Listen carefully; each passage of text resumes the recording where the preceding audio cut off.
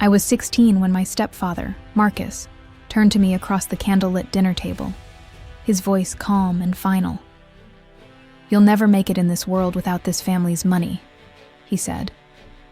My mother, seated beside him, clenched her jaw, but she didn't argue. In that moment, I understood exactly what Marcus thought of me: an intruder. A stray he was forced to tolerate because he'd married my mother. Marcus had money, real money. When he married Mom, he whisked us away from our shabby Boston apartment into his grand Vermont estate, a place that looked like it had been plucked from a storybook. Rolling hills, marble floors, rooms with enough space to echo my footsteps. I remember thinking I'd woken up in a new world, that maybe I'd finally found a place where I belonged. But the estate was just a gilded cage. Marcus's son from his first marriage, Aiden, thrived in that world like he'd been born for it. Aiden got everything: private tutors, European ski trips, a brand new sports car for his 16th birthday. Marcus bragged about Aiden's achievements to anyone who would listen, his pride shining as bright as the chandeliers in the ballroom. Me? Marcus gave me a broom and a minimum wage job in the warehouse of Ridgewood Designs, the family's high-end furniture company. While Aiden was learning to play polo, I was stacking crates and sweeping floors, my muscles aching and my pride bruised. Marcus didn't care about teaching me discipline or humility. He wanted to remind me every single day that I didn't belong. At first, I let the anger simmer. I tried to prove myself, working twice as hard as Aiden ever did. But no matter how many boxes I lifted or how many splinters I pulled from my hands, Marcus's icy stares never changed. Slowly, that anger turned into something else, a quiet, burning resolve. I promised myself I would find a way out, even if I had to do it alone. On my 18th birthday, I packed my duffel bag and enlisted in the Navy. The uniform was the first time I felt like I truly belonged somewhere. Gone were the velvet halls of Ridgewood and the suffocating judgment of Marcus. In their place was the vastness of the ocean and the fierce loyalty of my shipmates. It was there, in the rolling waves and endless drills, that I began to find the strength Marcus said I never had. Life in the Navy stripped everything back to the basics. No fancy dinners, no velvet drapes, no illusions. Each dawn was a cold slap of reality, the kind that hardened me in ways Ridgewood never could. The ocean had its own way of teaching respect and discipline. There were no shortcuts. Every man and woman on that ship earned their place, and I was determined to do the same. I found solace in the rhythm of the engines, the deep thrum of metal and motion. On nights when the sea was calm, I'd sneak away to the engine room, listening to the low hum and feeling the vibrations in my bones. I started reading everything I could get my hands on: repair manuals, engineering books, anything that could teach me how to make these giant machines purr like they were supposed to. The Navy became my forge. The dirt and oil beneath my nails were proof that I was building something real, not just polishing up someone else's legacy.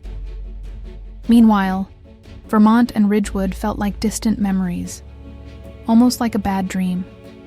I'd hear from my mom every so often, her voice soft with worry.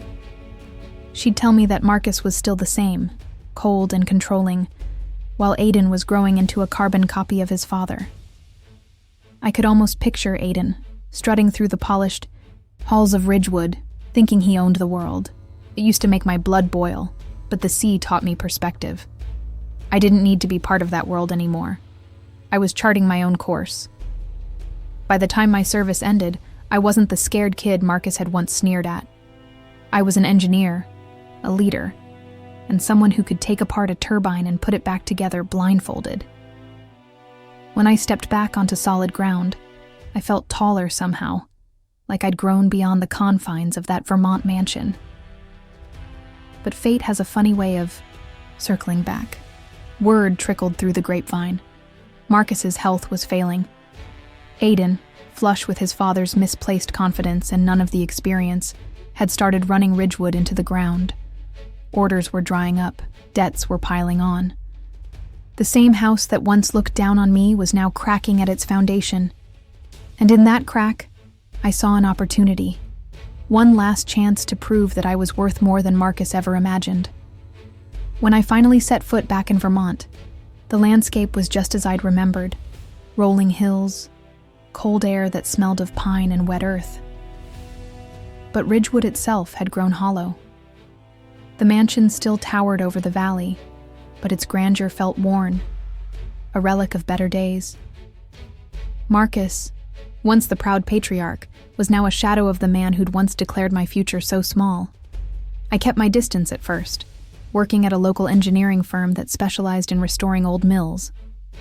The kind of work that taught me how to rebuild, to see past the decay, and find the bones worth saving. Each project reminded me that even the most broken things could be made whole again with enough sweat and willpower.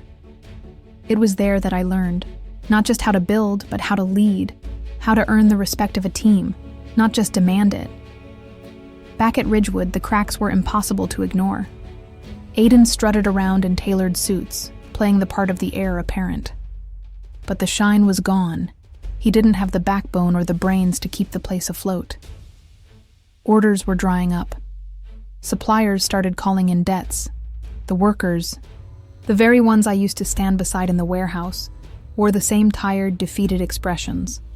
Then Marcus's health took a turn. A sudden heart attack left him fragile and hollow-eyed, and the old man's grip on Ridgewood slipped.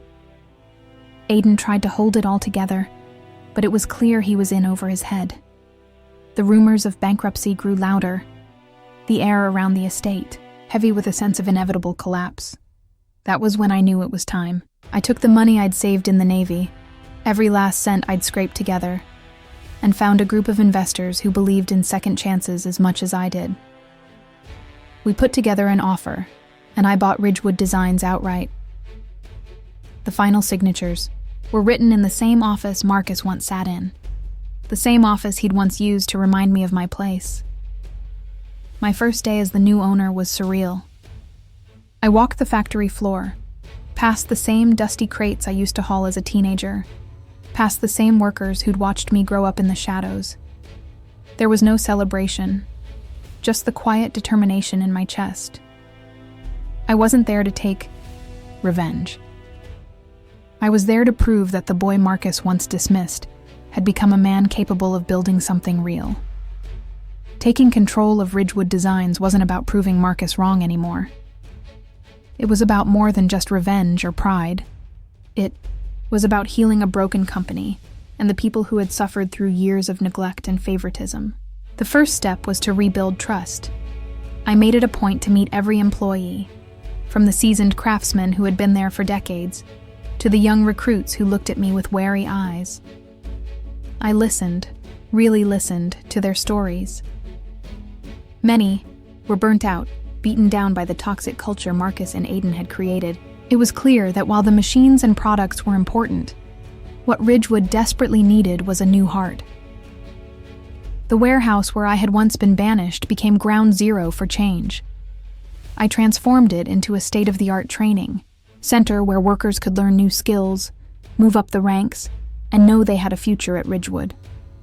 No longer were opportunities reserved only for Marcus's favored son or his inner circle.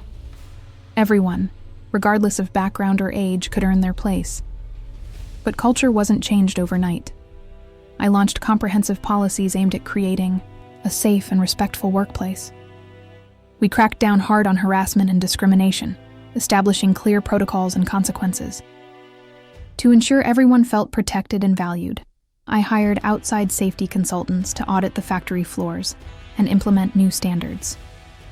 It was a hefty investment, but the well-being of our employees wasn't negotiable. The road was bumpy. There were days when resistance crept in, from longtime managers reluctant to change and employees skeptical of my intentions. Yet, I stayed the course. I spent long nights poring over budgets, working alongside the teams, showing by example that I was committed to this transformation. Slowly but surely, the tides began to turn. Orders started coming back. Customers who had once abandoned Ridgewood started returning. impressed by the renewed dedication and quality. The employees, too, began to smile again, to take pride in their work. I wasn't just running a company anymore. I was building a community. Every time I walked through the factory floor, past the buzzing machines and focused faces, I felt a steady surge of hope. This was my legacy now, far removed from the boy Marcus had dismissed. I was determined to prove that with fairness, respect, and hard work, you could build something real and lasting. Just as I began to believe Ridgewood Designs was finally finding its footing, the past returned to my doorstep, unexpected and uneasy. One cold, gray morning, the office door swung open, and there stood Aiden. The confident arrogance he once wore like armor was gone, replaced by a humbled, almost fragile presence. He shuffled in, avoiding my eyes. "I've made a lot of mistakes," he admitted quietly. "I don't expect forgiveness, but I want to make things right." For a long moment, I held my breath. This was the same guy who'd grown up with every privilege handed to him, yet had carelessly burned through opportunities and respect. But beneath his regret, I sensed sincerity. Maybe it was time to offer more than just cold dismissal. I laid down clear terms. No favoritism, no handouts. If he wanted a place at Ridgewood, he'd have to earn it, just like every other employee. No exceptions. Aiden surprised me. He showed up early, stayed late, tackled the toughest tasks without complaint, and sought to rebuild trust with those he'd wronged. His journey wasn't smooth. Old grudges lingered, and some coworkers remained skeptical. But slowly, his genuine efforts began to break down barriers.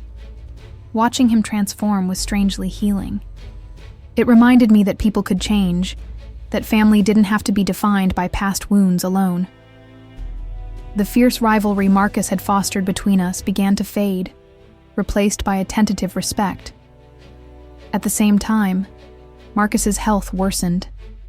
The man who had once dismissed me so harshly now faced the weight of his own mistakes, confined to a hospital bed, grappling with regrets too long ignored.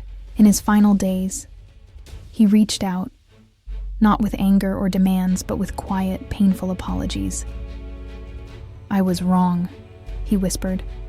"You were always stronger than I gave you credit for." It wasn't the dramatic forgiveness I'd imagined growing up, but it was enough. It was real. Through every struggle and every small victory, I had taken the family name Marcus once used to hold me down, and turned it into a legacy of fairness, resilience, and second chances. Ridgewood Designs had been reborn, not just as a company, but as a community built on respect and hard work. As Ridgewood Designs regained its footing and the dust began to settle, I knew the real work was just beginning. Survival was one thing. Growth was something else entirely. I threw myself into expanding the company's horizons, determined to prove that we weren't just a comeback story. We were pioneers. I poured resources into research and development, pushing the boundaries of what we could create. The team and I started experimenting with sustainable, eco-friendly materials, something Marcus and Aiden had never considered. We invested in cutting-edge machinery that not only increased efficiency, but also reduced our environmental footprint. This wasn't just business innovation. It was a statement about who we were and what we valued. The employees embraced the new vision wholeheartedly. The enthusiasm on the factory floor was palpable. People were proud to be part of a company that cared about the future, not just the bottom line. This renewed sense of purpose united us in a way Ridgewood Designs hadn't seen in decades. But with growth came new challenges. Some of Marcus's old allies, uncomfortable with the shift away from traditional practices, began to push back. There were late-night boardroom confrontations, whispered rumors meant to undermine my leadership, and even subtle attempts at sabotage. The pressure was intense, testing every ounce of patience and strength I had cultivated over the years. Yet, I refused to be shaken. I remembered the discipline and resilience the Navy had instilled in me. The long nights, the relentless drills, the moments when giving up seemed easier, but wasn't an option. Those lessons fueled my resolve. One evening, after a particularly grueling day negotiating with a tough client and smoothing over internal conflicts, I wandered the factory floor alone. The hum of machines filled the air, punctuated by the focused sounds of skilled hands at work. Faces, once worn with exhaustion and doubt, now glowed with pride and determination. I realized then that success wasn't measured just in contracts, signed, or profits tallied. It was in these moments, in the trust we had built, the lives we had changed, and the legacy we were creating together. And standing beside me now, no longer as a rival, but as a partner, was Aiden. We had come a long way from the bitter family feud that once defined us. The old wounds were healing, replaced by a shared commitment to something bigger than ourselves. For the first time in my life, the family name felt like a badge of honor. The years after taking control of Ridgewood Designs passed in a whirlwind of challenges, growth, and unexpected rewards. What started as a battle to reclaim a legacy, twisted with pain and neglect, blossomed into something far greater. A company that stood as a testament to resilience, fairness, and the transformative power of second chances. I often thought back to that boy who had arrived at Ridgewood years ago, dismissed and overlooked, told he'd never amount to anything without the family fortune. The contrast was stark. That boy had been silenced, forced to work in the shadows. Now, I stood at the helm of a thriving company, one that not only survived but led the industry with innovation and heart.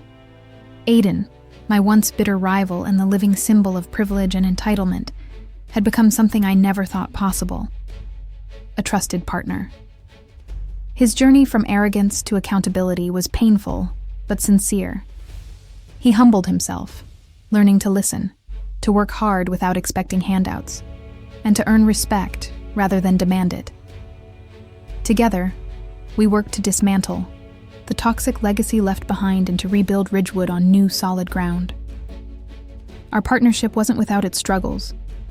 The ghosts of the past lingered: old rivalries, mistrust from employees, and the heavy burden of family history. Yet, each challenge was met with open dialogue, patience, and a shared commitment to the future. Watching Aiden grow into a leader who prioritized people over power was one of the most unexpected and rewarding chapters of this journey.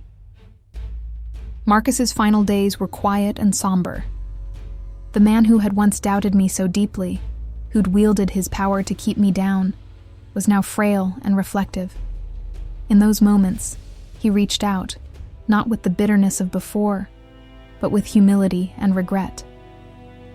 His apologies were soft-spoken, but profound, a recognition of the man I had become despite his doubts and the harsh words he once cast my way. It wasn't the grand reconciliation I'd fantasized about as a kid, but it was enough.